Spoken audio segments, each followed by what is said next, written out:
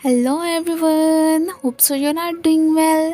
तो आज मैं जिस ड्रामे की एक्सप्लेनेशन करने वाली हूँ उसकी स्टोरी बहुत ही अमेजिंग एंड डिफरेंट है। उम्मीद करती हूँ कि आप सभी को ही पसंद आएगी। So without wasting any more time explanation को स्टार्ट करते हैं। कहानी की शुरुआत ही हमारे ड्रामे की फीमेल लीड सुरैन से होती है, जो कि एक डॉक्टर है। उसे देखते ही पेशेंट तो भड़क गया था कि मैंने किसी भी फीमेल डॉक्टर को अपना चेकअप नहीं करवाना है, जाओ जाके मेरे लिए मेल डॉक्टर का अरेंज करो। और ये कहता हुआ वो तो वहाँ से साइड पे ही चला गया था। तभी सूर्यन की नज़र हमारे ड्रामे के हीरो शेंग पे पड़ती है। उसे देखते ही ये साइड पे तो जाना चाह रही थी, बट पीछे से वो पकड़ लेता है और यही कहने लगा था कि हम कितने अरसे बाद मिल रहे हैं। और ये पूछ लेती है कि क्या हम एक दूसरे को जानते हैं। वो कह देता है कि मुझे भूल गई हो, आज से 5 साल पहले क्या हुआ था। इसी के साथ ही ये सीन शिफ्ट होता है आज से 5 साल पहले पे, जब इसका बॉयफ्रेंड जिसका नाम था चुआन, जो कि हु फैमिली से ही बिलोंग करता है, यहाँ पे ही सूरैन को लेके अपने ही अंकल के घर पे पहुंचा हुआ था। और यही कह रहा होता है कि तुम्हें वाकई में अगर अपने पापा के लिए वो मेडिसिन चाहिए जिस तरह कि तुम उनकी जान बचाना चाहती हो, तो उसके लिए तुम्हें मेरे अंकल को खुश करना पड़ेगा, तभी तो जाके वो तुम्हें वो मेडिसिन देंगे। जाओ। और ड्रिंक भी उसे थमा देते हैं कि उन्हें जाकर टोस्ट करो। ये बेचारी क्या करती, अब फ़ौरन से ही आके उनके पास उन्हें ड्रिंक ऑफर तो करती है, बट यहाँ पे वो तो फुल एटीट्यूड दिखाते हैं। खैर सारी की सारी ड्रिंक इसने पी ली थी। अब वो इसे अपने अंकल के पास बिठा के वहाँ से साइड पे चला गया था कि यहाँ पे बैठो, मैं ज़रा अपनी मॉम से मिल के आता हूँ। इसे तो ये सिगरेट की स्मेल बिल्कुल भी अच्छी नहीं लग रही होती है। ये बात तो अच्छे से ही यहाँ पे हमारे हीरो मीन के शेंग ने नोट कर ली थी। अब ये तो उसके कोट पे ही बैठ गई थी, फ़ौरन से ही एक्सक्यूज़ करके उठ जाती है। हालांकि माफ़ी तो मांग रही होती है, बट हमारा हीरो तो बहुत ही खड़ूस होता है। फ़ौरन से ही अपने असिस्टेंट को कोट थमा के यही कह देता है कि इसे फेंक देना, क्योंकि ये अब चीप हो गया और मुझे चीप चीज़ें बिल्कुल भी पसंद नहीं है। ये कहता हुआ वो तो वहाँ से चलता बनता है और पीछे से ये सोच रही होती है कि ये ज़रा मैं अभी मेडिसिन की बात करने आई थी, इन्होंने मुझे कहाँ मेडिसिन देनी है। अब जैसे ही अपने बॉयफ्रेंड के पास जाने की कोशिश करती है तो बाहरी डोर से इसे आवाज़ें सुनाई देती हैं, जो कि चुआन अपनी मोम से यही बोल रहा था कि वो लड़की मेरी गर्लफ्रेंड नहीं है जिसे कि मैं घर पे लेके आया हूँ, बस ऐसे समझ लें कि मेरे लिए एक टॉय है। आज जानबूझ के ही मैंने उसकी ड्रिंक में कुछ ड्रग्स मिला दी थी। अब बस आज के दिन ही उसके साथ स्पेंड करूँगा, उसके बाद वो कौन और मैं कौन। ये सारी बातें सुनते ही ये बेचारी बहुत ज़्यादा ही अपसेट हो गई थी कि इसका मतलब है कि जानबूझ के ही चुआन एक बहाने से मुझे इधर लेके आया था, मैं तो इसे बिल्कुल माफ़ नहीं करूँगी। अब जैसे ही वहाँ से जा रही होती है तो ये आहट चुआन ने सुन ली थी, वो भी इसके पीछे भागता है। इधर ही असिस्टेंट इसे बता रहा था कि जो मनी आपने मुझे ट्रांसफ़र करने को बोला था मैंने कर दिया है। मीन के अपनी ही कंपनी की कुछ मनी वगैरह हमारा हीरो हड़प रहा होता है। इसका भी पास्ट कुछ ज़्यादा अच्छा नहीं है। अब क्या क्या वाकई में ये हु फैमिली से बिलोंग करता है कि नहीं करता, उसके बारे में तो हमें आगे चल के ही पता चलेगा। इनकी ये सारी बातें इधर ड्रंक सूरैन ने सुन ली थी। उसके पीछे पीछे ही चुआन पहुंच जाता है कि सॉरी मेरी गर्लफ्रेंड ने अगर आपको इंटरप्ट किया हो तो। और फिर सूरैन को लेता हुआ अपने बेडरूम में ही पहुंच आया होता है कि तुम यूँ भाग के कैसे जा सकती हो, इतनी मुश्किलों से ही तो मैं तुम्हें अपने घर पे लेके आया था। ये बेचारी गुस्सा कर रही होती है कि तुमने मेरे साथ बिल्कुल भी अच्छा नहीं किया। वेल यहाँ पे तो इन साहब को बिल्कुल भी ये बात पसंद नहीं आती और वो आगे से सूरैन को थप्पड़ मार देते हैं। इससे पहले कि मज़ीद बदतमीज़ी करता, ये तो फ़ौरन से ही वहाँ से भागने की कोशिश कर तो रही होती है, अंकल से ही टकरा गई थी और यहीं पे ही बेहोश। अब अंकल के सामने तो चुआन की बोलती ही बंद हो जाती है। वो फिर अपनी गर्लफ्रेंड को इनके हवाले करके वहाँ से चला गया था। पीछे से इसे ही सूरैन को संभालना पड़ जाता है। सो शेंग इसे लेके अपने बेडरूम में ही पहुँच आया होता है। अगले दिन सूरैन की जैसे ही आंख खुलती है वो यहाँ से जाना तो चाह रही होती है, बट बाहर ही देखती है कि कैसे एक मीटिंग ही चल रही है यहाँ पे शेंग की। इसे आते हुए देख के बाकी सारे एम्प्लॉयज़ को तो इसने वहाँ से जाने को बोल दिया था। अचानक ही एक लड़की की नज़र सूरैन पे पड़ जाती है, जो कि मन में यही सोच रही थी कि शेंग ने आज से पहले तो कोई लड़की घर में नहीं लाया। चलो मैं इस बारे में अपनी बॉस को ज़रूर बताऊँगी कि इधर क्या चल रहा है। इस बेचारी को जो मेडिसिन चाहिए होती है उसका ज़िक्र अब शेंग के सामने कर देती है कि अगर आपके पास है तो क्या आप मुझे दे सकते हैं। बट इसने तो देने से साफ मना कर दिया था कि तुम होती कौन हो, क्या मेरी रिलेटिव्स हो जो मैं इतनी आसानी से वो तुम्हें दे दूँ। अब ये उसे थोड़ा बहुत डराने धमकाने की कोशिश तो करती है कि मैं जानती हूँ कि आप जो असिस्टेंट के साथ बात कर रहे थे, अगर मैंने वो फैमिली को बता दिया कि कैसे वो सारे पैसे आप हड़पने के चक्कर में हैं, सो इस तरह से तो कभी भी आपको आइंदा के बाद ऐसी हरकत करने का मौका ही नहीं मिलेगा। ये सुन के अब यहाँ पे शेंग को गुस्सा आ जाता है कि क्या कहने की कोशिश कर रही हो तुम। खैर अगर सबको बता भी दो तो मुझे इस बात से कोई भी फ़र्क नहीं पड़ता है।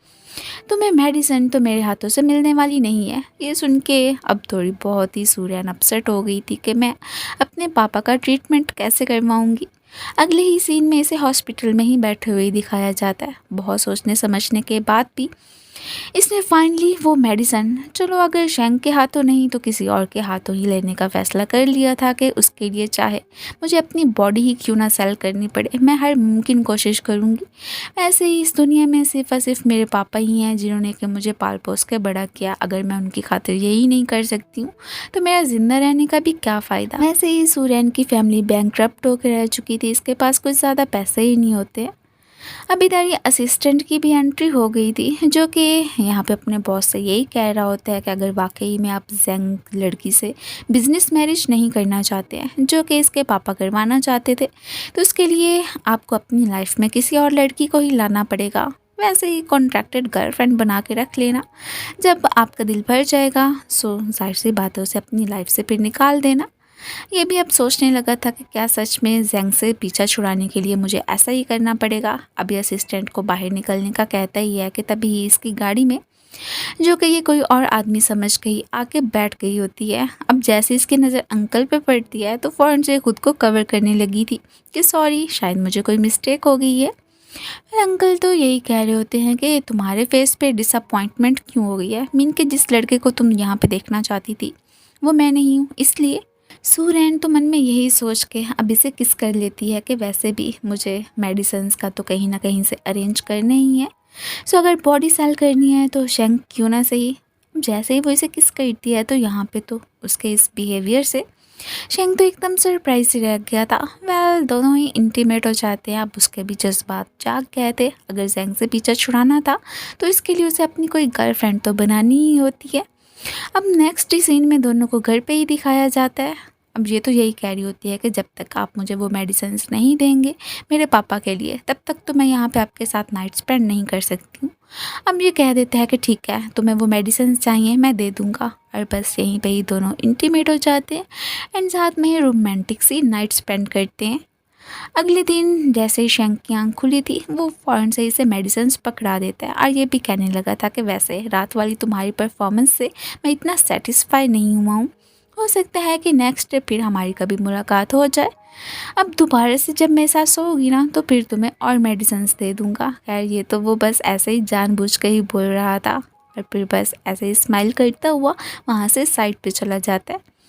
ये अभी उसके रूम से निकली ही थी कि वही लड़की जेंग जिसकी के शायद बहुत जल्दी शादी होनी है शेंग की, ये तो गुस्सा करते हुए पहुंच आई होती है कि तुम्हारी जो कि मेरा होने वाला फियांसी है उसके घर में यूँ एंटर होने की ज़रूरत ही क्या थी तुम्हें, यहाँ पे क्या कर रही हो तुम। इधर जैसे इसे धक्का दे रही होती है जो ये अपने पापा के लिए मेडिसिन्स लेके जा रही थी वो सारी की सारी नीचे गिर जाती हैं, जिन्हें की मेडिसिन्स अब जेंग के हाथों लगी गई थी कि ओ लगता है तुम्हारी फैमिली में कोई मरने वाला है। खैर कोई नहीं है, जिस तरह से कि तुम अब मेरे मामलात में इंटरफेयर करने के लिए आई हो वैसे ही देखना अब मैं तुम्हें कैसे सबक सिखाती हूँ। जिसे मैं पसंद करती हूँ उसे किसी के साथ शेयर तो मैं कर नहीं सकती हूँ। जेंग ने तो इस बेचारी जो कि मेडिसिन थी वो सारी की सारी ख़राब करके रख दी होती है। कैसे बचा पाती हो तुम अपने उस बिलव्ड पर्सन को। ये घबरा गई होती है कि उन्होंने सारी मेडिसिन तो ख़राब कर दी हैं जेंग ने। अब ऑफिस में ही जैसे ही शेंग से मिलने के लिए आती है अचानक ही शेंग की नज़र पड़ गई थी। अब उस असिस्टेंट के थ्रू सारी बात का पता चल जाता है कि कैसे जेंग जो कि इसकी होने वाली फियांसी है उसने इस बेचारी की सारी मेडिसिन ही ख़राब करके रख दी। अब इसे थोड़ा बहुत अफसोस तो होने लगा था लेकिन फिर भी कह देता है कि नहीं अब चाहे आकर ये मेरी रिक्वेस्ट ही क्यों ना करे मैं इसे बिल्कुल भी मेडिसिन नहीं दूंगा। और बस इसी तरह से ही सूरैन को इग्नोर करता हुआ वहाँ से चला ही गया था। बाद में सूरैन शेंग से मिलना तो चाह रही थी, बट बाहर से ही इसे चले जाने का ही ऑर्डर मिल के होता है कि वो इस वक्त बहुत ज़्यादा बिजी हैं, सो आपको टाइम नहीं दे पाएंगे। अचानक ही इसकी नज़र इधर ही एक डॉगी पे पड़ती है, जो कि मे बी शेंग का फेवरेट ही था। इसे एक आइडिया आता है। अब अचानक इसे खबर मिल जाती है असिस्टेंट के थ्रू कि कैसे इनसे मिलने के लिए सूरैन आई थी और उन्हें इनके डॉगी ने काट लिया है। अब ये भी स्माइल करता हुआ उसके पास ही जाने लगा था कि वैसे उसने आइडिया बहुत ही अच्छा लगाया है। अब डॉक्टर से तो उसका ट्रीटमेंट करवा दिया होता है और ये भी कह रहा होता है कि क्या तुम्हें वाकई में वो मेडिसिन चाहिए जिसकी वजह से कि तुम्हें फिर से मेरे पास आना पड़ गया। ठीक है, अगर आज की रात तुमने मुझे अच्छे से सेटिस्फाई कर दिया तो उसके बाद तुम्हें वो सारी मेडिसिन दे दूँगा कि आइंदा के बाद कभी इधर आने की ज़रूरत ही नहीं पड़ेगी। चुआन जैसे ही अपने अंकल से मिलने के लिए आया होता है तो उसकी नज़र इन दोनों पे पड़ जाती है। चुपके से उसने इनकी वीडियो एंड फ़ोटोज़ वगैरह बना ली थी कि बड़े अंकल बने फिरते हैं ना, अब देखता हूँ कि इनकी क्या शामत आती है। वैसे भी उसे एक प्रोजेक्ट चाहिए होता है कि ये मैं ग्रैंडपा को दिखाऊंगा। सो इस तरह से मेरे अंकल की रेपुटेशन तो उनके सामने ख़राब ही होके रह जाएगी। बस फिर क्या था, यहाँ पे वीडियो वगैरह बना के चलता बनता। अब नाइट स्पेंड करने के बाद इसे साफ वार्न कर रहा होता है कि आइंदा के बाद मेरे क्लोज आने की कोशिश मत करना, और वैसे भी मैं तुम्हें ज़्यादा भी इंटरेस्टेड नहीं हूँ, मुझे चीप चीज़ें बिल्कुल भी पसंद नहीं है। तुम्हें पहली मुलाकात में ही पता चल गया होगा कि मैं कैसा इंसान हूँ, इसलिए आज जो कुछ हो गया सो हो गया। अब मेडिसिन्स वगैरह देने के बाद ही वो तो वहाँ से चला गया था। ये सीधा अपने पापा से मिलने के लिए आ चुकी होती है। काफ़ी ज़्यादा खुश भी लग रही थी कि मुझे मेडिसिन्स मिल गई हैं, अब तो मेरे पापा ठीक हो जाएंगे, मुझे कहीं और जाने की भी ज़रूरत नहीं पड़ेगी। अचानक ही एक गार्ड आके इसे कहता है कि आपसे मिस्टर हु मिलना चाहते हैं। अब जैसे ही घर पे पहुंची थी तो वहाँ पे हमें ग्रैंडपा को ही दिखाया जाता है। अब ये साहब जिसने के एक घटिया प्लान बनाया हुआ था, ग्रैंडपा को सारी बात का बता दिया होता है कि कैसे ही मेरी गर्लफ्रेंड ने अंकल के साथ नाइट स्पेंड की है, देखो कैसी लड़की है ये, आप इसे समझाए ना कि ये आइंदा के बाद ही शेंग से दूर रहे। अब यहाँ पे तो मिस्टर हु इस बेचारी को काफ़ी सारी बातें सुनाने लगे थे और ये भी कहते हैं कि तुम हमारी फैमिली से दूर रहो, बहुत ही नीच घराने की लड़की हो तुम। यही सारी बातें तो हमारा हीरो भी सुन चुका होता है। खैर पहले तो ग्रैंडपा को यही बताता है कि मैंने ही खुद ही इसे फोर्स किया था कि ये मेरे साथ नाइट स्पेंड करे, आपको ज़्यादा कुछ बातें करने की ज़रूरत नहीं है, वैसे भी इसका कोई कसूर ही नहीं है। शेंग तो सूरैन को प्रोटेक्ट करने की पूरी कोशिश करता है, वो उसी की साइड ले रहा था और यही सुन के ग्रैंडपा हु उसे थप्पड़ मार देते हैं कि तुम्हें हमारी फैमिली की साइड लेने की बजाय उसकी तरफ बोलने की क्या ज़रूरत है। अब जो कि प्रोजेक्ट ग्रैंडपा पहले ही से देने वाले थे वो तो उन्होंने अब अपने ही पोते चुआन को दे दिया होता है। मीन का जो उसका मिशन था वो तो हुआ कामयाब। जिस तरह से कि वो इसकी फेवर में बोल रहा था, ये सुन के सूरैन को भी अच्छा लगता है कि वैसे इतना बुरा इंसान भी नहीं है जितना कि मैंने सोचा था। ग्रैंडपा तो अपना ऑर्डर सुना के वहाँ से चले ही गए होते हैं कि तुम्हें अब कंपनी के मामलात में भी ज़्यादा इंटरफेयर करने की ज़रूरत नहीं है। साथ ही साथ इस लड़की को भी वार्न कर रहे होते हैं कि मैं जानता हूँ कि तुम्हारी फैमिली बैंकक्रप्ट होकर रह गई है और पैसों की खातिर ही तुम इधर पता नहीं क्या रोले डाली फिर रही हो, आइंदा के बाद मैं तुम्हें इन दोनों में से किसी के साथ भी ना देखूँ, समझी तुम। यही सारी बातें सुन के सूरैन को भी गुस्सा आ जाता है कि देखिए मैं भी आपकी फैमिली में कोई इंटरेस्टेड नहीं हूँ। अगर मैं मानती हूँ कि मेरी गलती है कि तब मैंने ही अंकल शेंग के साथ जाके नाइट स्पेंड की थी, फिर बाकी जो आप ये कह रहे हैं कि मैं चुआन की गर्लफ्रेंड थी, बिल्कुल भी नहीं। जब मुझे पता चला था कि कैसे इसने मुझे ड्रग्स देने की कोशिश की है, तभी मैंने फ़ैसला कर लिया था कि मैंने इससे ब्रेकअप कर लेना है। हमारा उसी दिन ही ब्रेकअप हो गया था। बाकी मेरी लाइफ है कि मैं जिसके साथ भी स्पेंड करूँ, इस बात से आप लोगों का कोई भी लिंक नहीं होना चाहिए। यही सारी बातें करने के बाद ही वो तो वहाँ से चली गई थी। इसके बाद ही अंकल के हाथों शामत आ गई होती है चुआन की कि हाँ जी अब बोलो कि तुमने क्या कारनामा सर अंजाम दिया। वेल जो कि इसने वो वीडियो वगैरह बनाई हुई थी चुपचाप इनके हवाले कर देता है। एक्चुअली में इसकी कॉपीज़ वगैरह तो इसने बना के रख ली होती हैं, लेकिन हमारे हीरो तो अभी भी इसकी बातों में आ ही गया था कि ठीक है इस दफ़ा तो तुमने कोई मिस्टेक कर दिया है, बट आइंदा के बाद अगर कोई भी ऐसी गलती की या फिर कोई भी सूरैन को नुकसान पहुंचाने की कोशिश की तो फिर मुझसे बुरा कोई नहीं होगा, तुम्हें तो अपनी फैमिली में भी जगह नहीं मिलेगी। और यही सारी बातें करके वो तो वहाँ से सीधा ही इसे फॉलो करते करते ही आगे होता है। अब जैसे ही सूरैन की नज़र पड़ी थी तो पहुँच आई होती है कि वैसे तो आप कह रहे थे कि आप मुझ में बिल्कुल भी इंटरेस्टेड नहीं है, तो कब से ही चेज़ किए जा रहे हैं, इन सारी बातों का क्या मतलब बनता है। शेंग भी आगे से कह देता है कि ओ मैडम, ये सड़क तुम्हारे बाप की नहीं है, मेरी मर्ज़ी है, मैं जहाँ भी घूम सकता हूँ। ये बात तो एक्सेप्ट करने को बिल्कुल भी तैयार नहीं होता कि सूरैन के लिए उसके दिल में फीलिंग्स डेवलप होना शुरू हो गई हैं। अब ये भी कहने लगी थी कि ठीक है, जैसे आपकी मर्ज़ी है, लेकिन हाँ, अब नेक्स्ट टाइम आप मुझसे कोई भी कनेक्शन नहीं रखेंगे। वैसे भी आपकी जो वो क्या फियांसी है ज़ेंग, उसने पिछली दफ़ा भी मेरे साथ काफ़ी बुरा सलूक किया था। अब इस दफ़ा मैं नहीं चाहती हूँ कि उसकी वजह से मज़ीद मेरी लाइफ में प्रॉब्लम्स आएँ। ये कह देती है, क्या तुम मुझसे जेलस फ़ील कर रही हो? वो भी आगे से कह देती है कि हम 2 लवर्स तो नहीं हैं, बस 2 दफ़ा टाइम स्पेंड किया है साथ में। इस बात का ये मतलब तो नहीं है कि मैं आपसे लव करने लगी हूँ, वैसे भी तब तो आपकी परफॉर्मेंस बहुत ज़्यादा ही पुअर थी, यही सुनना था। अब यहाँ पे हमारे हीरो तो भड़क जाता है कि अच्छा, तो तुम मेरी पिछली परफॉर्मेंस से खुश नहीं हुई थी, तो कोई बात नहीं है, इस दफ़ा तुम ज़्यादा खुश हो जाओगी।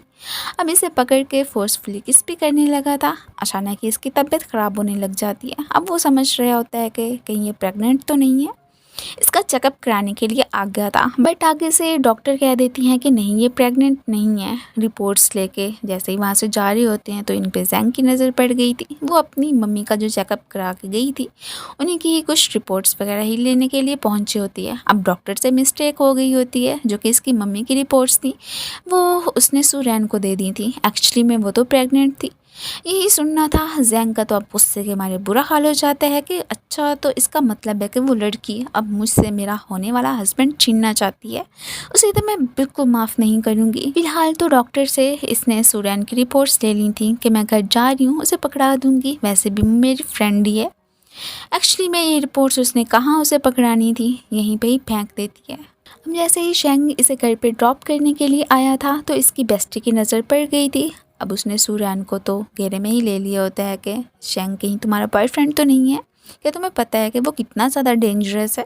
सूरैन की बेस्टी को तो वो फैमिली की सारी इन्फॉर्मेशन थी, सो इसलिए इसे भी बता रही होती है कि जो शेंग है वो मिस्टर हु का इलीगल चाइल्ड है। उन्होंने कभी इसकी मम्मी को एक्सेप्ट किया ही नहीं। उनके जुल्म सितम सहते सहते शेंग की मॉम की तो डेथ हो चुकी है, बट वो बेचारा अब इनकी ही फैमिली में फंस के रह गया। बचपन से ही इसके पापा ने उसके सर पे बहुत सारा ही बोझ ला के रख दिया हुआ है, कंपनी को भी वही संभालता है, उसके पास लव वगैरह करने का तो बिल्कुल टाइम ही नहीं है। अब ये सारी बातें सुन के सूरैन को भी बुरा लगने लगा था कि वैसे उसका भी इतना भयानक पास्ट हो सकता है, मैंने सोचा नहीं था। मैं तो समझ रही थी कि वो हु फैमिली से ही बिलोंग करता है। अब इसे सारी बातों की समझ आ जाती है कि अच्छा, वो जो कंपनी में से पैसा वगैरह निकाल रहा था वो तो अपने पापा से ही बदला लेना चाहता था, इसी वजह से ही सब कुछ कर रहा था।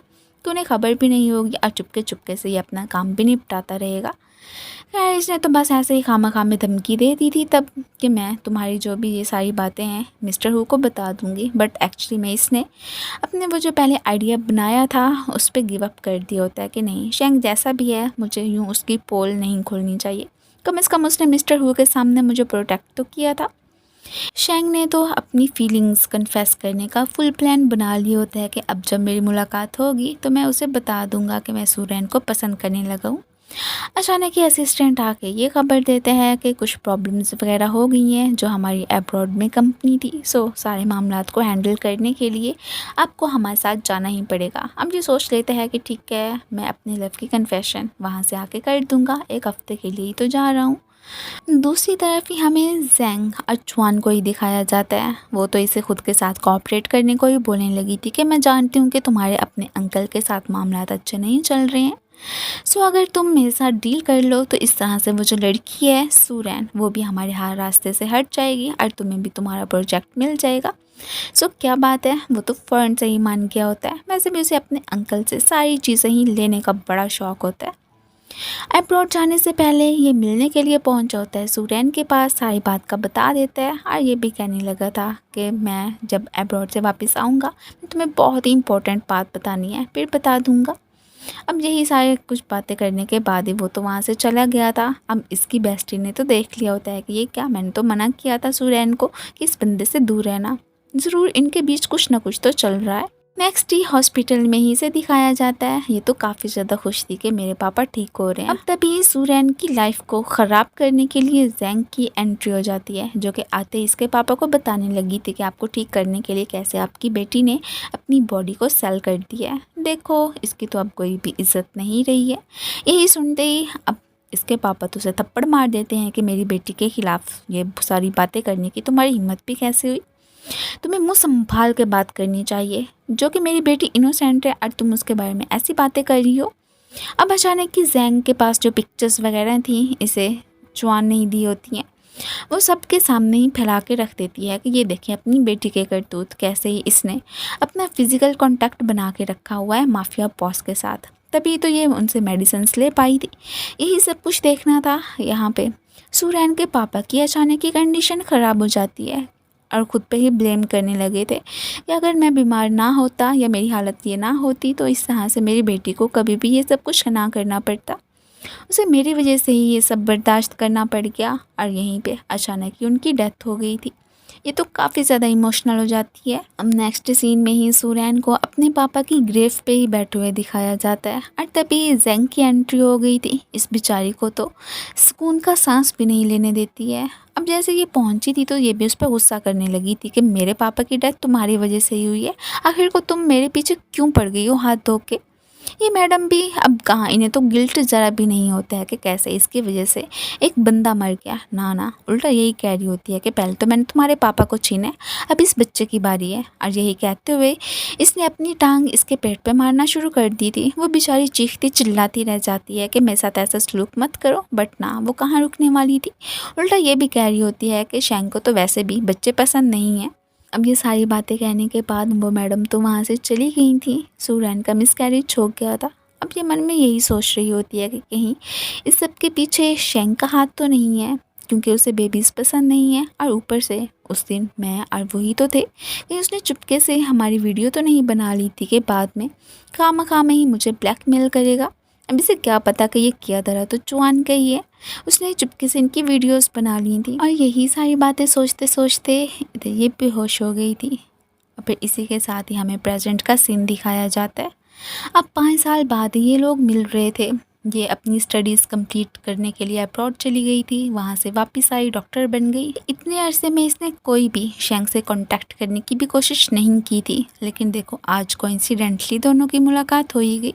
वो तो खुद हैरान होता है कि अचानक से हो क्या गया। मैं तो बिजनेस मीटिंग के लिए गया था, जब वापस आया तो तब मुझे पता चला कि अब्रॉड स्टडी करने के लिए ये चली गई है। अब वापस आई, फिर भी इसने मुझसे कोई भी बात नहीं की। अब यहाँ पे ये तो यही चाहता है कि इधर ही फीमेल स्टाफ की बजाय हो जाना चाहिए मेल स्टाफ को भी, क्योंकि जेलिस फील कर रहा था कि ये किसी भी इसके अलावा और आदमी को टच ना करे। अब ये गुस्सा कर रही होती है कि ये भी क्या बात हुई, पेशेंट्स तो सबके लिए बराबर ही होते हैं। अब ये फ़ौरन से उसे पकड़ के अपने पास बिठा लेता है। ये इसे खुद से ही दूर कर देती है कि आपकी मुझे टच करने की हिम्मत भी कैसे हुई। और बस ऐसे ही इस पर गुस्सा करते हुए वहाँ से चली ही गई थी। बाद में आंटी से कॉल करती हैं कि मैंने तुम्हारे लिए ब्लाइंड डेट का अरेंज कर लिया है, सो कल टाइम पे पहुँच जाना। अब जब से इसके पापा की डेथ हुई थी तो तब इन्हीं आंटी ने ही इसे बहुत सपोर्ट किया था, स्टडीज़ करने के लिए अब्रॉड भी भेजा। तो तभी से ही ऐसे मानो कि आंटी को ये अपनी मम्मी समझने लगी हो। वैसे भी इसकी रिस्पॉन्सिबिलिटी तो आंटी ने ही ले ली थी, सो जो भी ये कहती ये तो वही करने के लिए तैयार हो जाती है कि वैसे भी अब मुझे अपनी लाइफ में मूव ऑन कर लेना चाहिए। अब नेक्स्ट सीन में ही इसे ब्लाइंड डेट पे ही दिखाया जाता है। अगला बंदा जिसका नाम क्या होता है मिंग, वो तो काफ़ी खुश लग रहा था कि मेरी ब्लाइंड डेट वाली लड़की तो काफ़ी प्रीटी है।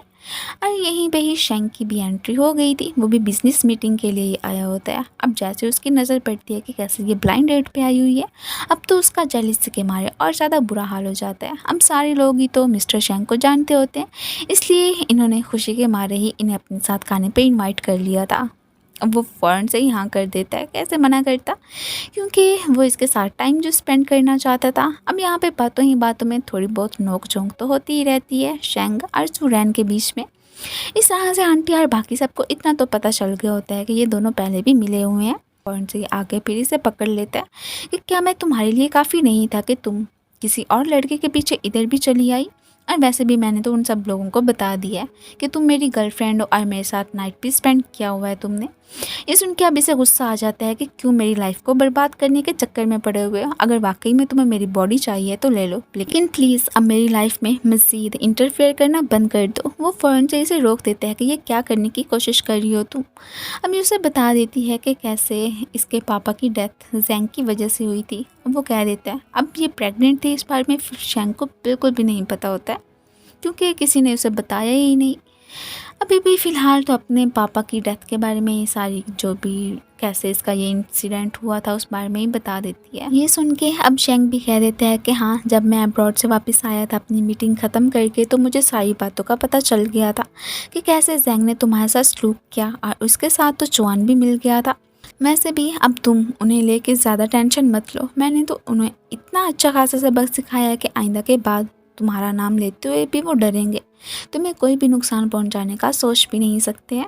अब ये सारी बातें कर ही रहे थे, इन दोनों पे तो मैंग की नज़र पड़ गई थी। अब वो सुरैन से पूछ लेते हैं कि ये वैसे आप दोनों का रिलेशनशिप क्या है, तो आगे से झूठ बोल देती है कि जस्ट मेरा पेशेंट है, और ये कह के मैंग का हाथ पकड़ती हुई साइड पे ही आ गई थी।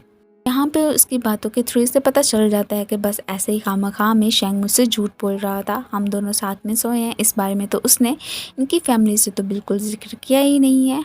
और यही सारी बातें सुनने के बाद ही कुछ रिलीफ फील करती है कि चलो शुक्र है अब मैं अपनी लाइफ में मूव ऑन कर सकती हूँ। लेकिन अब ये चाहे उसके बारे में सोचती या ना सोचती, लेकिन हमारा हीरो तो बहुत ही ज़्यादा हल्कान हुआ होता है क्योंकि वो कभी भी सुरैन को बुला ही नहीं सकता था। उसने बहुत बार कोशिश की थी कि मैं उसके अलावा किसी और के बारे में सोचूं। 5 साल गुजर चुके थे बट ना तो किसी और लड़की के साथ उसने रिलेशनशिप में आने की कोशिश की है और ना ही कभी वो उस पर गिव अप कर पाया। इसने भी अब ठान ही ली थी कि चाहे जो हो जाए मैं तो उसे अपना बना के रहूँगा। ठीक है, माना कि पहले मैं उससे अपने लव की कन्फेशन नहीं कर पाया था, अब की बार तो बिल्कुल भी पीछे नहीं हटने वाला हूँ। अगले ही सीन में फिर से उसे परेशान करने के लिए पहुंच आया होता है, साथ में अपना हाथ भी दिखाने लगा था कि कैसे इसके पापा ने इसकी कुट लगाई है, क्योंकि कभी भी ये उनका कहना तो मानता नहीं है, बस ऐसे ही मारे खाता रहता है। अब ये उस पर मेडिसिन लगाने बैठ गई थी और इसे उसके लिए इतना चिंता करते हुए देख के यहाँ पे ये तो खुश हो जाता है। अब अचानक एक नर्स आके इसे बताती है कि कैसे इसके लिए मैंग ने फ्लावर्स वगैरह भेजे हैं। ये सब कुछ देख के शेंग का तो जलन के मारे बुरा हाल हो गया था। इससे लेके फ्लावर बुके साइड पे फेंक देता है और सुरैन के क्लोज आके यही बताने लगा था कि मैंग पे मुझे शक है कि वो एक अच्छा इंसान नहीं है। जब मैंने जैंग से शादी करने से मना किया था तो तब उसकी इंगेजमेंट मैंग से ही हुई थी। क्या इस बारे में मैंग ने तुम्हें बताया? खैर, कैसे बताता। अब चूंकि जेंग फैमिली को मैंने डिस्ट्रक्ट करके रख दिया क्योंकि उसने तुम्हारे पापा के साथ अच्छा सलूक नहीं किया था, तो इसी वजह से हो सकता है कि अपनी एक्स फियोंसी का बदला वो मुझसे लेने के लिए ही तुम्हें यूज़ कर रहा हो।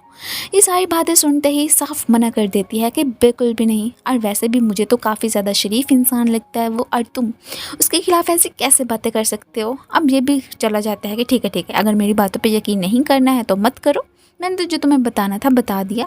अब बाद में मैंग से पूछ लेती है कि क्या सच में तुम जैंग के ही एक्स फियांसी हो, तो वो बता देता है कि हाँ, मैं उसका एक्स फियांसी हूँ, बट मैं मानता हूँ कि हम दोनों की इंगेजमेंट रही थी बट वो सब कुछ ख़त्म हो गया और पास्ट है, मैं उसके बारे में अब कुछ सुनना भी नहीं चाहता हूँ, मैं सिर्फ तुम्हें पसंद करता हूँ। अपनी मीठी मीठी बातों से उसने इस अपने जाल में फंसा ही लिया होता है, और ये भी देखो उसकी बातों में आ भी गई थी कि हाँ, वाकई में ये तो शरीफ है। ऐसे ही खामखा में शेंग मुझे इसके खिलाफ भड़काने की कोशिश कर रहा था क्योंकि वो मुझे पसंद जो करता है और नहीं चाहता है कि मैं किसी और बंदे के साथ डेट पे भी जाऊँ। नेक्स्ट सीन में इसे हॉस्पिटल में ही दिखाया जाता है। अचानक ही मैंगी से कॉल करके ऑक्शन में ही आने को बोलने लगा था कि कैसे वहाँ पे सारी गड़बड़ी करके रख दी है उस शेंग ने, अगर तुम यहाँ पे नहीं आओगी तो पता नहीं मेरा क्या बनेगा। अब वो तो यही कह रहे होते हैं कि शायद तुम्हारी वजह से ये सब कुछ कर रहा होगा। वो इसे ऑक्शन में ही दिखाया जाता है। खैर, गार्ड्स ने तो इसे वहाँ पे जाने को बिल्कुल भी मना कर दिया था। अब फ़ौरन से यहाँ पे फ्रेंड की एंट्री होती है शेंग के, जो कि यही कह रहा था कि ये तो सिस्टर इन लॉ है, इसे तो अंदर जाने दे। अब वो तो यही समझ रहा होता है कि जैसे अभी भी ये दोनों रिलेशनशिप में ही हैं। यहाँ पे हमारे हीरो जो कि बिडिंग में ही आया होता है, इसे पता चलता है कि कैसे ही इधर कुछ गड़बड़ी करने की कोशिश की है मैंग ने। अब दूसरा बंदा भी यही कह रहा होता है कि इतनी मेहनत हमने की थी और देखो इसने सारा कुछ ख़राब करके रख दिया। वेल, इनके बीच अच्छी खासी बहस हो ही रही होती है तो अचानक ही मैंग की नज़र पड़ती है कि कैसे पीछे से सुरैन आ रही है, जानबूझ के इन्हें भड़का देते हैं, जिसकी वजह से एक बंदे ने इसे थप्पड़ मार दिया था।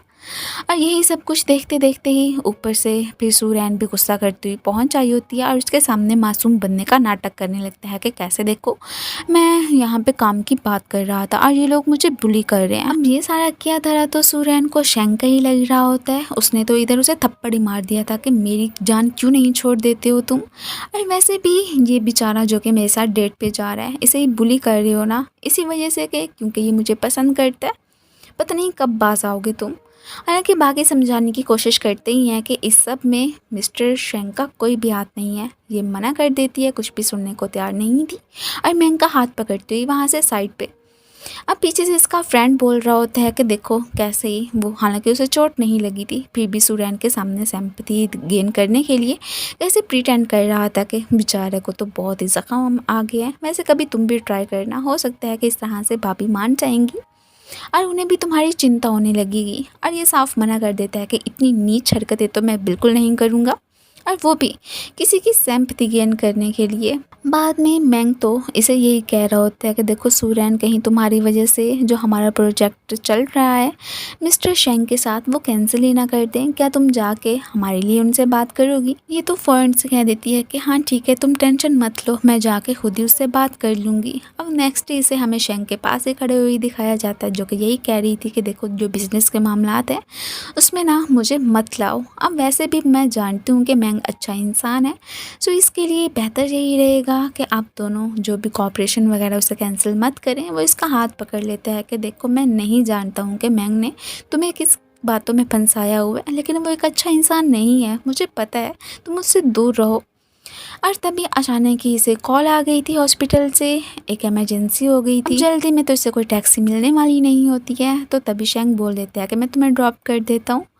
एक्चुअली में एक बच्चे की माँ इसकी शिकायत लेके ही पहुंची हुई थी कि कैसे सुरैन ने हमें गलत मेडिसिन बता दी है, जिसे कि खाने के बाद मेरे बेटे की हालत ख़राब हो गई है। अब साफ पता चल रहा होता है कि ये मैडम झूठ बोल रही हैं।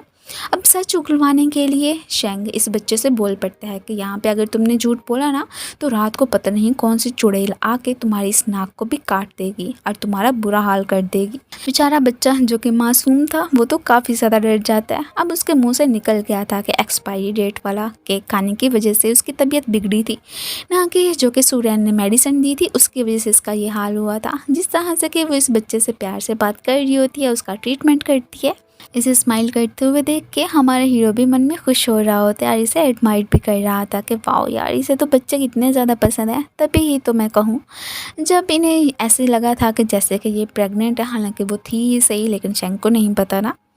तब इसने इससे पूछा था कि क्या तुम्हें बच्चे पसंद है, लेकिन तब इसने साफ उसके मुंह पे झूठ बोल दिया था कि नहीं मुझे नहीं पसंद है बच्चे, क्योंकि बहुत ज़्यादा ही तंग करते हैं। हम जिस तरह से कि वो इसे ट्रीट कर रहा होता है सुरैन को तो काफ़ी ज़्यादा अच्छा लगता है, कहीं ना कहीं तो उसके दिल में भी इसे लेके फीलिंग्स थी ही सही। नेक्स्ट डे मैंगी से कॉल करते हैं कि मैंने किसी क्लाइंट से मिलने के लिए जाना है, क्या तुम मेरे साथ चलोगी। ये तो मना कर रही होती है, बट तभी आंटी कह देती हैं कि नहीं मैंग तो इतना अच्छा लड़का है, तुम उसे मना कैसे कर सकती हो, चलिए जाओ उसके साथ, खाने पे ही तो वो इनवाइट कर रहा है तुम्हें। अब नेक्स्ट डे इन दोनों को क्लाइंट के साथ ही बैठे हुए दिखाया जाता है। यहाँ पे जैसे ही वो ड्रिंक टोस्ट करने के लिए बोलने लगा था, ये पीते ही इसकी तबीयत ख़राब हो गई थी, वो उनसे ही साइड पे चली गई थी। अब वो क्लाइंट इससे पूछ लेता है कि क्या सच में ये तुम्हारी गर्लफ्रेंड है। आगे से मैं मना कर देता है कि बिल्कुल भी नहीं, मैं तो इसे पसंद भी नहीं करता हूँ, बस इसका यूज़ कर रहा हूँ। सुरैन तो इन सारी बातों से ही अनजान होती है। अब यहाँ से जाते अचानक इसकी नज़र पड़ती है कि कैसे मिस्टर शेंग से एक लड़की फ्लर्ट कर रही है। अचानक इसका पाँव मुड़ गया था आवाज़ आते ही। अब शेंग उस लड़की को तो वहाँ से भेज देता है, बट इसे पकड़ लेता है कि क्या तुम जेलिस फील कर रही थी कि मेरे साथ वो लड़की थी। ये मना कर रही होती है कि बिल्कुल भी नहीं, मेरी जेलिस फील करती है मेरी जूती। यहाँ पे शेंग भी बोल देता है कि ठीक है मैं मानता हूँ कि तुम मुझे पसंद नहीं करती हो, बट मैंग की असलियत तो तुम्हारे सामने आ गई होगी कि वाकई में उसके दिल में तुम्हें लेके कोई भी जगह नहीं है। अगर ऐसा होता तो वो तुम्हें ऐसी प्लेसेस पे क्यों लेके आता है जहाँ पे के क्लाइंट्स भी आए हुए होते हैं। अब तुम्हें पता चला कि वो कैसे इंसान है। इससे पहले कि मज़ीद चैटिंग करते एक लड़की जिसे कि मिसअंडरस्टैंडिंग हो गई थी कि सुरैन उसके बॉयफ्रेंड के साथ है, वो आके इस पर अटैक करने ही वाली होती है कि शेंग सामने आ जाता है। अब वो मैडम तो वहाँ से भाग गई थी पीछे से। अब ये जानबूझ के ही हालांकि इसे चोट नहीं लगी होती है। ऐसे नाटक करने लगा था कि जैसे इसे बहुत ज़्यादा पेन हो रही है, क्योंकि इसे अपने फ्रेंड की बात याद आई थी कि वाकई में अगर तुम अपनी गर्लफ्रेंड की अटेंशन पाना चाहते हो तो उसके लिए तुम्हें उसके सामने ऐसा नाटक तो करना पड़ेगा। यही देखते देखते ही इसके फ्रेंड की भी एंट्री हो गई थी। अब यहाँ पे ये कह रही होती है कि आप यहाँ पे बैठे, मैं आपके लिए मेडिसिन लेके आती हूँ। उनके जाने के बाद ही मेंग साहब पहुँच आए होते हैं कि वो मुझे पता चला है कि मेरी गर्लफ्रेंड की खातिर ही मिस्टर शेंग ने खुद को चोट लगवाई है, तो मैंने सोचा क्यों ना मैं पूछने के लिए आ जाऊं। और इधर इनके सामने तो बेचारी सूरैन की काफ़ी ज़्यादा बुराइयां भी करने लगा था। और ये सुन के तो गुस्सा आ जाता है शेंग को। वो तो इसे थप्पड़ मार देता है, बल्कि जोर का मुक्का मार देता है कि तुम्हारी ऐसा कहने की हिम्मत भी कैसे हुई। ऐसे सूरैन आती है तो उसके सामने प्रिटेंड करने लगा था कि देखो मैं बात करने के लिए आया था और शेंग साहब मुझ पे भड़क के हैं। अब ये उसे कहने लगती है कि देखो आपको ना मजीद अब मेरी वजह से इसे परेशान करने की ज़रूरत नहीं है। अगर ये अच्छा नहीं लगता है आपको तो मैं इसे लेकर यहाँ से चली जाती हूँ। ऐसा फील हो रहा है कि मिस्टर शेंग अब बिल्कुल ठीक है, वरना किसी को ऐसे इतना ज़ोर का मुक्का कैसे मार सकते थे। अब नेक्स्ट सीन में ही फिर से इसे शेंग के पास ही खड़े हुए दिखाया जाता है कि प्लीज़ आप मैंग को परेशान करना बंद कर दें। लेकिन कल आपने उसका क्या हाल कर दिया था, पता नहीं आप मुझसे क्या चाहते हैं। जो भी कहेंगे मैं वही करने के लिए तैयार हूँ, बस आप मैंग का पीछा छोड़ दें। अब वो कह देते हैं कि हाँ हाँ ठीक है, मैं मैंग का पीछा छोड़ दूंगा, उसके लिए तुम्हें वही करना पड़ेगा जो कि मैं चाहता हूँ। अब यहाँ पे इसे तो लग रहा था कि फिर से मेरे साथ वन नाइट स्टैंड करना चाहता है। अपनी ड्रेस को ही ओपन करने लग गई थी। वो फ़ौरन से इसे कवर कर देता है कि ऐसा करने की ज़रूरत नहीं है, तुमने मुझे पता नहीं बना के क्या रखा हुआ है कि सिर्फ तुम्हारी बॉडी की खातिर मैं ये सब कुछ कर रहा हूँ। मुझ पे तो बिल्कुल भी तुम्हें विश्वास नहीं है। यहाँ पे तो शेंग काफ़ी ज़्यादा ही दुखी लग रहा था कि मैं जो भी कर लूँ इसे तो किसी बात का असर होता नहीं है। बाकी जो कि वो मैंग के साथ कोई कॉपरेशन ख़त्म करना चाहता था, ये भी उसे सारी बात का बता रहा होता है कि एक्चुअली में वो खुद कोई काम तो ढंग का कर नहीं रहा है, ऊपर से तुम्हें भेज देता है ताकि तुम आके मुझसे बात करो और इस तरह से उसकी जो भी मिस्टेक्स हैं वो सारी की सारी कवर हो जाएं। अब इसे भी उस पर शक होने लगा था। अब बाद में अपनी बेस्टी से ये सारी बातें शेयर करती है तो वो कह देती है कि हाँ तुमने जो बोला था मैंने इन्वेस्टिगेट करवाया है और उस प्रोजेक्ट में सारी की सारी गलती मैंग की ही है और देखो तुमसे वो झूठ बोल रहा है। अब जैसे ही मैंग मिलने के लिए आया था ये सारी बातें शेयर करती है कि आपने मुझसे झूठ क्यों बोला था। अब वो कह देते हैं कि हाँ यार बस मुझसे मिस्टेक हो गई तो मुझे भी नहीं पता था, अभी अभी ही पता चला है। अब पता चला तो मैं तुम्हें बताने के लिए भी आ गया। अब आइंदा के बाद ऐसा कुछ भी नहीं होगा, मैं तुम्हारा बिल्कुल यूज़ नहीं करूँगा, बस मुझसे गलती हो गई। अब ये भी भोली भाली सी फिर से उसकी बातों में आ जाती है। अगले दिन ही सूरैन को हॉस्पिटल से कॉल मिली थी कि इसकी आंटी का एक्सीडेंट हो गया और कोइंसिडेंटली वहाँ पे तो मैंग भी मौजूद था। इससे अब थोड़ा थोड़ा मैंग पे डाउट हो रहा होता है कि जहाँ कोई भी ये गलतियाँ वगैरह होती हैं वहाँ पे ये सांप टपके हुए होते हैं, ज़रूर कुछ ना कुछ तो दाल में काला है। फ़ौरन से अपनी बेस्टी को कॉल मिलाती है कि जो मेरे घर की सीसीटीवी फुटेज है ज़रा वो मेरे सामने लाना। अब आंटी के सामने ही मैंग को मौका मिल जाता है, इसे शादी के लिए प्रपोज करने लगा था। और यही सब कुछ देखते देखते ही शेंग की भी एंट्री हो गई थी। उसे जैसे ही पता चला था कि सूरैन की आंटी हॉस्पिटल में एडमिट है, बस उन्हें ही देखने के लिए पहुंचा होता है। ऐसे भी कह रहा था कि बिल्कुल भी रोमांटिक नहीं हो तुम हॉस्पिटल में, मतलब कौन अपनी गर्लफ्रेंड को शादी के लिए प्रपोज करता है। इसने तो उसके प्रपोजल को रिजेक्ट कर दिया था और आंटी को भी दिखा रही होती है कि कैसे आपको सीढ़ियों से गिराने के लिए इन्हीं साहब ने ट्राइयाँ की थी। मैंग तो अब खुद को ही मारने लग जाता है कि हाँ हाँ मेरी ही गलती थी, क्योंकि मैं तुमसे शादी करना चाहता था। मैंने सोचा क्यों ना आंटी की वजह से तुम ज़रूर मानोगी। खैर अब जैसे यहाँ से जा रहा होता है तो तभी जो रिंग लेके आया होता है शेंग इसके मुंह पे दे मारता है कि इसे भी अपने साथ लेते जाओ। आंटी को तो फिक्र हो रही होती है कि बस तुम्हारी अब जल्द से जल्द शादी हो जाए। चलो कोई नहीं है, ये ब्लाइंड डेट ख़राब हो गई है तो मैं तुम्हारे लिए किसी और पर्सन को तलाश करूँगी, हो सकता है कि वो अच्छा ही हो। शेंग की फ्रेंड को शरारत सोचती है, वो इसे इनके सामने कर देता है कि ढूंढने की क्या ज़रूरत है, लड़का तो ऑलरेडी ही तैयार है। ये सुनते ही आंटी तो बहुत ज़्यादा खुश हो गई थी कि वाओ, मैंने सुना हुआ है कि मिस्टर शेंग तो काफ़ी नाइस पर्सन है। उल्टा अच्छी बात है कि मेरी जो कि इतनी प्यारी सी नीस है इससे इतना अच्छा हस्बैंड मिल जाएगा। वो तो फुल तैयार होती हैं कि अब इन दोनों की ही मैं शादी करवाऊंगी। अब जो कि पहले ही उससे लव की कन्फेशन करना चाहता था बट नहीं कर पाया, फाइनली अपने दिल की सारी बातें इसके सामने खोल लेता है। और ये भी पछता रहा था कि जब मैं अब्रॉड गया था तब पहले ही मैं तुमसे अपनी फीलिंग्स कन्फेस करना चाहता था, बट मुझसे गलती हो गई, मैंने की ही नहीं। मैं तुम्हें छोड़ के चला ही क्यों गया, अभी तक पछता रहा हूँ। प्लीज़ मुझे उस बात के लिए माफ़ कर देना। वेल उसने तो माफ़ कर दिया था। रात को अचानक ही मेंग साहब इसे कॉल करते हैं कि मुझसे मिलने के लिए आओ। मैं वाकई में तुमसे कोई बहुत ही इंपॉर्टेंट बात करना चाहता हूँ। वो भी भोली भाली सी जैसे ही उधर आती है। तो बस फिर क्या था, इन साहब ने उसे इधर ही पकड़ लिया होता है, किडनैप कर लिया था कि अब तुम्हारा ही यूज़ करके देखता हूँ कि कैसे मुझे पैसे देने के लिए इधर शेंग नहीं आता है। तुमने क्या समझ के रखा हुआ था कि मैं बहुत ही नाइस पर्सन हूँ? बिल्कुल भी नहीं। मुझे तो इस बात का भी गुस्सा था कि कैसे शेंग ने मेरी एक्स फियांसी जेंग, जिसे कि मैं इतना ज़्यादा पसंद करता था, उसे कैसे डिस्ट्रैक्ट करके रख दिया। अपना बदला भी तो लेना था और तुम्हारा यूज़ भी करना था, तभी मैं तुम्हारे क्लोज आया, वरना तुम जैसी लड़की को तो मैं मुँह भी नहीं लगाता हूँ। अब जो कि पैसों का अरेंज इसने करने को बोला था, हमारे हीरो ने कर दिया होता है। साथ में अपने फ्रेंड से इसने कह दिया था कि पुलिस को मेरे जाने से पहले ही बता देना। अब फिर फ़ौरन से इसके पास आ गया होता है। ये बेचारी बोल रही होती है कि यहाँ से चले जाओ, तुम्हें मुझे बचाने की ज़रूरत नहीं है। बट वो सुरैन को कैसे छोड़ के जा सकता था। अब इधर ही ये सब कह रहे होते हैं कि ठीक है, पैसे तुम यहाँ पे लेके आ गए हो, बट अब एक चाकू को खुद में स्टैब करो और नील डाउन होके मुझसे माफ़ी मांगो कि तुमने मेरे साथ अच्छा नहीं किया। उस बेचारे को तो सुरैन को बचाने की खातिर नील डाउन भी होना पड़ता है और खुद में चाकू भी स्टैब करता है। खैर जैसे तैसे करके इन दोनों को वहाँ से भागने का मौका मिल गया था। अब ये तो उसे एक वैन में ही छुपा देता है कि यहीं पे बैठी रहना, यहाँ से बाहर मत निकलना, बाकी उन्हें दूसरी साइड पे ही मैं लेके जाता हूँ, इस तरह से वो तुम्हारी साइड पे बिल्कुल नहीं आएंगे। ये सब कुछ करते करते पुलिस की भी एंट्री हो गई थी और मेंग साहब तो पकड़े जा चुके होते हैं, अब तो जेल ही जाने वाले थे।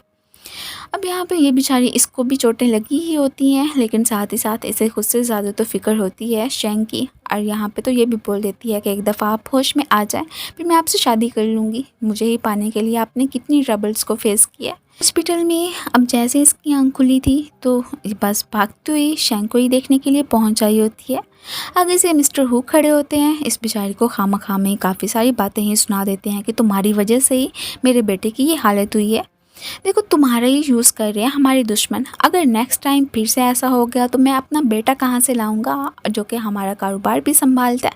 बास आ जाओ लड़की, मैंने पहले भी कहा था कि तुम हमारी फैमिली में एंटर नहीं हो सकती हो और ना ही शेंग को डिज़र्व करती हो, और अब दोबारा से तो मैं वार्न कर रहा हूँ। ये बेचारी काफ़ी ज़्यादा, एक तो मिस्टर हु की वजह से अपसेट लग रही थी, ऊपर से डॉक्टर के थ्रू इसे पता चलता है इसके जो चेकअप वगैरह किए गए हैं, इसका जो पहले मिसकैरेज हुआ था उसकी वजह से ये मे भी क्या फ्यूचर में माँ ना बन सके। ये सुनते ही काफ़ी ज़्यादा अपसेट हो गई थी, इमोशनल भी हो जाती है कि अब मैं क्या करूँगी, मैं तो कभी भी शेंग को बच्चे नहीं दे सकूँगी।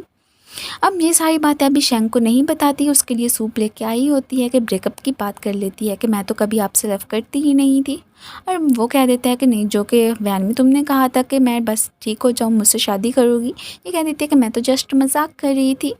वैसे भी मैं तुम्हें मानती हूँ कि शायद पहले पसंद करती होंगी, बट अब मेरे दिल में तुम्हें लेके कुछ भी नहीं है। और उस बेचारी को ऐसे ही हार्ट ब्रोकन छोड़ के वहाँ से सीधा घर पे ही पहुँच आई होती है। इधर इसकी बेस्टी कह रही होती है कि यार तुम्हें सारी बातें शेंग के सामने क्लियर कर लेनी चाहिए, हो सकता है कि उसे खुद भी बच्चे ना चाहिए, कोई बच्चा अडॉप्ट कर लेना। इसे हॉस्पिटल से कॉल आती है कि शेंग की तबीयत बिगड़ गई है, ये उसे देखने के लिए भाग के आ गई थी। अब इसे पता चल जाता है कि ऊपर ऊपर से ही बोल रही थी कि मुझे पसंद नहीं करती है, बट एक्चुअली में इसके दिल में भी मुझे लेके कुछ ना कुछ तो है ही सही। इधर मिस्टर हु, इसके बाप जी कह रहे होते हैं कि तुम्हें उस लड़की पे अब गिव अप कर लेना चाहिए, कंपनी को संभालो। लेकिन इधर इसे तो कंपनी में ही कोई इंटरेस्ट नहीं लग रहा होता। शेंग ने तो साफ मना कर दिया था कि अगर आप उसे एक्सेप्ट नहीं कर सकते हैं, मीन के सुरैन को, तो मैं भी कंपनी बिल्कुल नहीं चलाऊंगा। और ये कहता हुआ सीधा ही पहुंचता है सुरैन के पास कि अब मुझे बताओ कि मुझसे ब्रेकअप क्यों करना चाहती हो। या ये सारी बातें जो कि इसकी बेस्टी ने भी इसे कुछ हौसला वगैरह दे दिया था कि तुम्हें शेंग से डिस्कस करनी चाहिए, उसे बता देती है कि फ्यूचर में मेरे माँ बनने के चांसेस बहुत कम है। मैं चाहती हूँ कि तुम्हें बहुत ही अच्छी लड़की मिले, लेकिन वो मना कर रहा होता है कि बिल्कुल भी नहीं, मैं सिर्फ और सिर्फ तुम्हें पसंद करता हूँ और तुम्हारे अलावा मैं किसी और के बारे में सोच भी नहीं सकता हूँ। अब ये प्रेग्नेंट थी पहले, जबकि इन्होंने वो चेकअप वगैरह भी करवाया था इस बार में। अब इसे पता चलता है कि जैंग की वजह से इसका मिसकैरेज हो गया था। इसे काफ़ी ज़्यादा अफसोस होता है कि मैं देखो तुम्हारा इतना ज़्यादा ख्याल नहीं रख पाया था, ये सारी मेरी ही गलती है, लेकिन प्लीज़ मुझे माफ़ कर दो। अब तुमसे प्रॉमिस करता हूँ कि आइंदा के बाद तुम्हें कोई भी तकलीफ़ नहीं पहुँचेगी, ठीक है? अगर तुम माँ नहीं बन सकती हो तो मुझे इस बात से भी कोई फ़र्क नहीं पड़ता है। और यही कहने के बाद ही वो उससे शादी के लिए प्रपोज कर लेता है। सूरैन को तो अंदाज़ा हो ही गया होता है कि ये उससे कितना ज़्यादा लव करता है। इवन कि इसे ये भी परवाह नहीं है कि वो फ्यूचर में माँ भी बनेगी कि नहीं बनेगी। बस इससे ज़्यादा सिंसियरिटी अब हमारे हीरो और क्या दिखाता। ये तो खुशी खुशी से अब उसे हक कर लेती है। और दोनों फाइनली एक हो ही गए थे बहुत सारी ट्रबल्स को फेस करने के बाद। इनके इसी हैप्पी मोमेंट के साथ ही हमारे इस ड्रामे की एंडिंग हो जाती है। Thank you so much for watching. So guys, आप लोगों को ये ड्रामा कैसा लगा मुझे कमेंट्स में ज़रूर बताइएगा। मिलते हैं फिर नेक्स्ट वीडियो में न्यू कहानी के साथ। तब तक के लिए बाय बाय एंड अपना ख्याल रखना।